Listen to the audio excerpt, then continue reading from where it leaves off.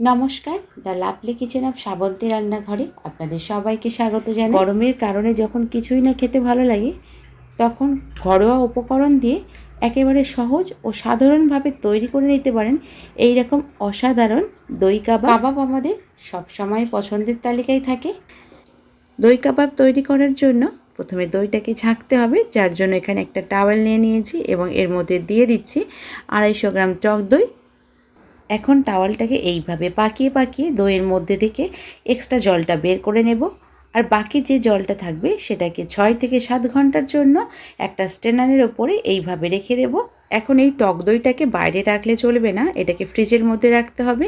বাইরে রাখলে টক দই কিন্তু আরও বেশি টক হয়ে যাওয়ার সম্ভাবনা থেকে যায়। এখন গ্রাইন্ডারের মধ্যে 2 মুঠো শুকনো চিড়ে দিয়ে এটাকে ভালো করে গ্রাইন্ড করে নেব।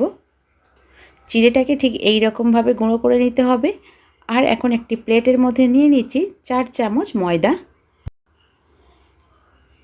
7 ঘন্টা পরে ফ্রিজ থেকে দইটা বের করে নিয়ে এসেছি। দেখুন কত সুন্দরভাবে দইটা থেকে জল বেরিয়ে গেছে, একেবারে পনিরের মতো। আর কাবাব তৈরি করার জন্য দইটাকে ঠিক এইভাবেই জল ঝরাতে হবে। এখন একটি পরিষ্কার পাত্রে নিয়ে নিচ্ছি জল ঝরানো টক দই, দিয়ে দিচ্ছি স্বাদ মতো নুন, 2 চামচ চিনির গুঁড়ো, চিনির গুঁড়োর সাথে এলাচের গুঁড়োও মেশানো আছে, দিয়ে দিচ্ছি ছোটো চামচের 1/2 চামচ জিরের গুঁড়ো, 4-5টা কারি পাতাকে কুচিয়ে ধনে পাতার সাথে দিয়ে দিলাম। এখন কাঁচা লঙ্কা দিয়ে দিলাম।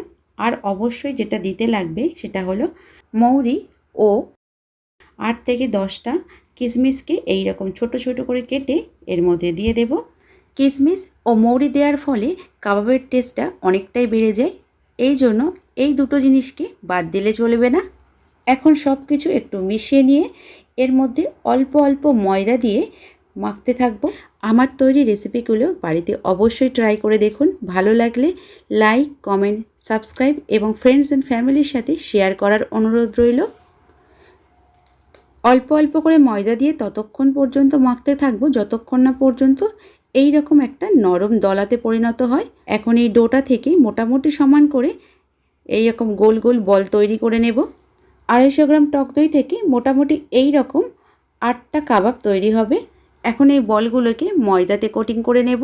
ময়দার মধ্যে দিয়ে দিচ্ছি 1 চামচ চিড়ের গুঁড়ো ও সামান্য একটু নুন দিয়ে একটু মিশিয়ে নিয়ে বলগুলোকে 2 হাত দিয়ে এইভাবে গোল করে নিয়ে একটু চেপে একটা গোল শেপ দিয়ে নেব। আর এইভাবে ময়দার মধ্যে কোটিং করে নিয়ে এক্সট্রা ময়দাটাকে ঝেড়ে নিয়ে প্লেটে রেখে দেব। সব কাবাবগুলো কোটিং করা হয়ে গেলে এইভাবে 10 মিনিটের জন্য ফ্রিজের মধ্যে রেখে দেব। এখন তাওয়ার মধ্যে তেল গরম করে নিয়েছি এবং তেলের টেম্পারেচারটাকে চেক করার জন্য 1 টুকরো কাবাব দিয়ে দিয়েছি। দেখুন তেলের টেম্পারেচার একেবারে ঠিক আছে। এইভাবে যখন কাবাবের সাইড থেকে বাবল তৈরি হবে তখনই বুঝবেন তেলের টেম্পারেচার একদম ঠিক আছে। বেশি হাই ফ্লেমে কাবাব ভাজলে এটা তাড়াতাড়ি পড়ে যাবে, ভিতরটা ভালো সিদ্ধ হবে না। এখন লো টু মিডিয়াম ফ্লেমে কাবাবগুলোকে এই রকম লাল করে ভেজে তুলে নেব। কাবাব তৈরি হয়ে যাওয়ার পরে এই যে বেঁচে যাওয়া ময়দাটা বেশিরভাগ সময় নষ্ট হয়ে যায়, এটা দিয়ে তৈরি করে নেব আর এক রকমের দই কাবাব। দিয়ে দিলাম বেঁচে যাওয়া গ্রাইন্ড করে রাখা জিরের গুঁড়ো, একটা কাঁচা লঙ্কাকে কুচিয়ে দিয়ে দিলাম, ধনে পাতা ও কারি পাতা কুচানো দিলাম, 2 চামচ চিনির গুঁড়ো, দিয়ে দিচ্ছি 1/2 চামচ জিরের গুঁড়ো। এখন অর্ধেক পেঁয়াজকে এইভাবে কুচিয়ে এর মধ্যে দিয়ে দিলাম। হাত দিয়ে সব কিছু মিশিয়ে নিয়ে দিয়ে দিচ্ছি 3 চামচ টক দই। এই দইটা কিন্তু জল ঝরানো নয়। দইয়ের সাথে সমস্ত উপকরণগুলো মাখিয়ে নিয়ে এখন দিয়ে দিচ্ছি সামান্য একটু মৌরি ও অল্প একটু কালো জিরে। এগুলোকে আবারও একসাথে মাখিয়ে নিয়ে ছোট ছোট কাবাব তৈরি করে নিয়ে তেলে ভেজে নেব।